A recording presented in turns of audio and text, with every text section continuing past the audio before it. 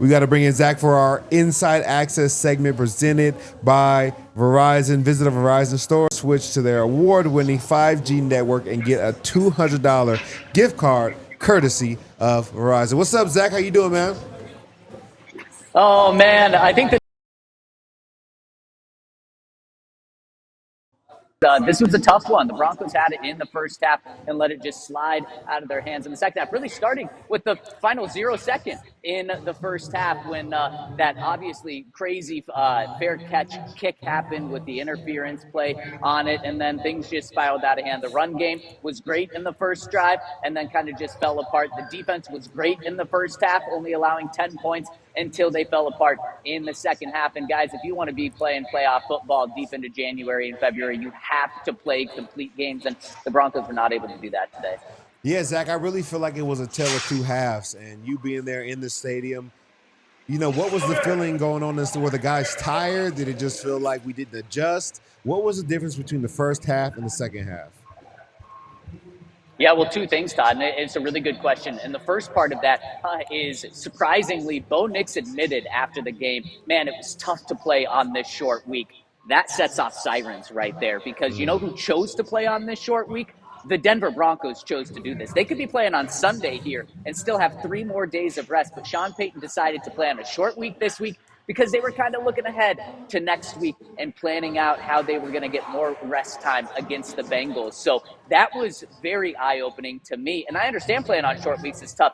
Typically, you don't have a choice in the NFL. This time, the Broncos did. They allowed this move to happen. So that's a question for Sean Payton moving forward. Was this the right decision? And then the second thing, something interesting Pat Surtain said in the second half. He said in the fourth quarter, we kind of knew that we had shot ourselves in the foot. Well, in the fourth quarter, the game was still going. So I think the Broncos just aren't used to blowing games like this, because the Broncos are a team that going into this week had the most double-digit point wins in the NFL. So when they got that double-digit point lead, they probably thought they were going to hang on to it and run away with it. Now this adversity that they're handling right now is something that they really haven't had until right now. So it's going to be interesting to see if they're put in this situation again against maybe a Bengals team that can throw the ball and and get the points going up on the board, how they respond to that.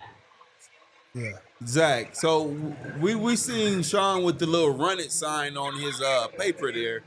What's up with that? I feel like they did it, like you're saying, they did a great job in the first half, first couple of drives of running the ball, being very consistent, got in the end zone a few times. Why do you think we got away from the run game, or just why do you think the play calling became very vanilla going into the second half?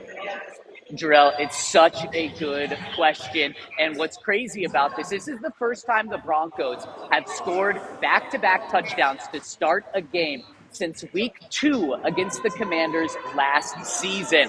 And remember, the Broncos got a big lead on the Commanders. It was Sean Payton's second game with the Broncos, and then they blew it to Sam Howell. They lost 35-34. It was a very devastating loss. And in the first half, the first quarter specifically, when the Broncos got that lead, they were running the ball like crazy against the Commanders, just like this game. The Broncos ran the ball for 88 yards in the first half, with a lot of those in the first quarter with back-to-back touchdowns. And they actually went back-to-back touchdowns, and then the exact same thing happened. Sean Payton just didn't look at his play card anymore that said, run the ball. And instead, the Broncos just start throwing the ball. They lose the time of possession. The Chargers are able to put methodical drives down the field, get the defense tired, penalties, which is something we'll talk about. And then just like that Chargers game, the Broncos blow this game. So there's so many similarities between those two games there. And then, guys, the penalties was just absolutely killer. Penalties and poorly timed sacks where the Broncos were at 2nd 18. So then you can't really run the ball. You got to throw the ball, and then that doesn't work out for the Broncos. And then these penalties, man, the defense specifically, that Jonathan Cooper penalty was tough. Whether or not you think that Justin Herbert got his hand on his face mask, Jonathan Cooper took full ownership after that, said he just can't do it. And, man, it seemed like every single time the Broncos had a costly penalty, the Chargers made them pay for it. And that's how you win games, is you make teams pay for their mistakes. And the Chargers did that, and the Broncos did not tonight. Yeah, man, shoot, I don't have nothing for you, honest. I mean, I just feel like we got out-coached, especially in the second half. They went into the half, made adjustments, and we tried to keep the same offense and defense, and we kind of got, it hurt us, you know what I mean? A lot of big plays. I feel like we did such a better job on Ladd McConkey the first game. he had like 87 yards tonight. What do you kind of contribute that to? Were we not able to, travel pat enough, or it's just them making big plays?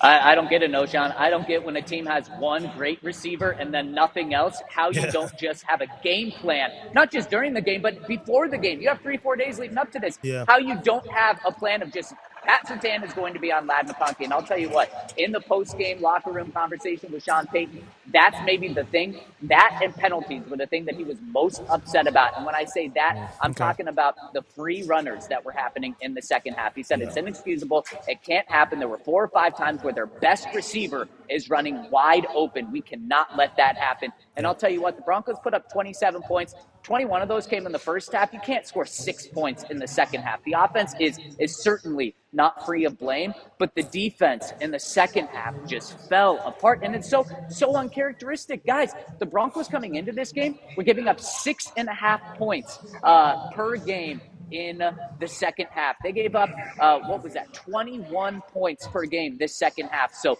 what the Broncos have to hope is that this is just an uncharacteristic game for them. And it looks like on paper it is an uncharacteristic game. But if they have 2 more of those, we're not just talking about like, oh, can the Broncos get to the 5th spot and play the Texans? We're talking about, can the Broncos make the playoffs here? So it's crazy how this game went from like, man, this is going to be an incredible post-game celebration. Club dub in LA is going to be bigger than ever with the Hollywood lights here, to like, we don't have to start scoreboard watching yet because the Broncos still control their own destiny.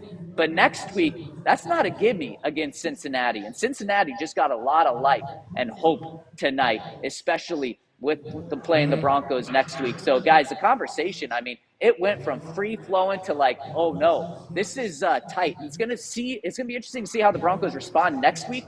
It's Christmas. I don't think the Broncos are going to be celebrating Christmas much on Tuesday and Wednesday with Christmas Eve and Christmas, and then see how they respond in a game where it goes from like 0 pressure really entering tonight to maybe a ton of pressure next week. And unfortunately, what Broncos country has to cheer for now, you got to cheer for a Chiefs win, because you do not want the Chiefs playing for something in Week 18, especially if you don't take care of business next week. Definitely. Yeah, that's why, I'm so happy that you agree with me about this being a must-win. When we talked on the show, you're very adamant that you were on my side. You agree with me, so I appreciate you, because if this wasn't a must-win, then the next 2 are must-win. So I'm glad we're on the same page, and I appreciate your analysis of the must-win situation. Was that conversation last week, Todd? I think you're putting words not in my mouth. I think you're putting words in your mouth right now, Todd. Oh, man. Well, maybe I'm remembering it wrong, but it's all At good. least it's only words in your mouth, right?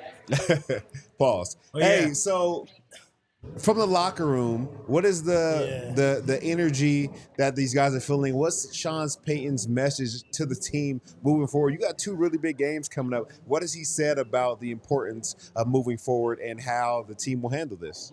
Yeah.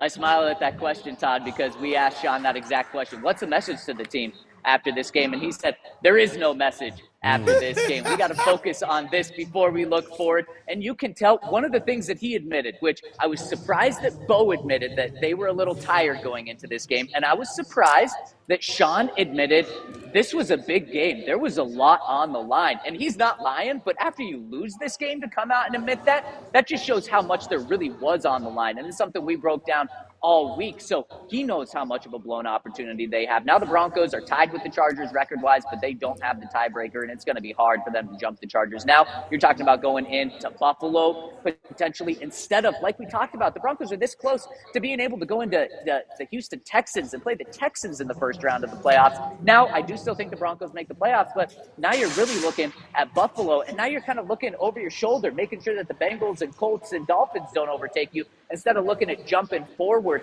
in this game. And so when I was in the locker room after the game, really the vibe was disappointing. It wasn't pissed off, and I've been in locker rooms where it's been where guys have been really pissed off and angry and mad. It was just more so disappointed, because I think the Broncos knew they were playing with some house money here. But it was house money that they didn't want to lose, and they lost that house money. Now they're going home with their pockets half full, instead of doubling in jackpot size with a long weekend off, with Christmas coming up. So it's disappointing, but it was down but not out. The Broncos still know they control their own destiny, but it's not the funnest games to look at coming forward because the Bengals, if they win this week, they'll be 7-8, and it's not just a 7-8 team that's competitive. It's with the MVP quarterback and with a unstoppable wide receiver. I really hope that Pat Surtain is following Jamar Chase the entire game next week, because the last time those two played, Jamar Chase had 1 catch for 9 yards. What can't happen is Jerry Jeudy's situation a couple weeks ago, where Jerry Jeudy isn't covered by Pat Surtain. He goes off for 200. If Jerry Jeudy can go off for 200 yards against you, Jamar Chase can go off for 500 yards. So Vance Joseph needs to get that game plan where it's Pat against Jamar, and there's no Lad McConkey's running around free on the field at the end of the game. So the Broncos know that they're not down, or that they're not out, but that they're down here, and blew really an opportunity that was right there for them, especially after the way the first half went, guys. With 0 seconds left in the first half, you're up 21-10. Then you mess up that end of game or end of half situation, and then you don't get to score on the first drive of the second half, and then things kind of just fall apart from there. Well, man, thank you, Zach, for talking to us and tuning in with us. I know you can't see the Denver Nuggets Portland Trailblazers game, but unfortunately the Nuggets went down in the last seconds of the game, similarly to how the Broncos did. So maybe just not a good night for Colorado sports. I would say see you tomorrow, but you'll be on vacation. So while you're on vacation, we'll hold down the fort. Not vacation. I'm going to be traveling home to Denver. Vacation, but we'll be no, just playing. We'll hold down the fort for you till you get back, but I'll see you on Monday, man. All right, see you, fellas. Love joining you after games. Safe travels. Yeah, much love.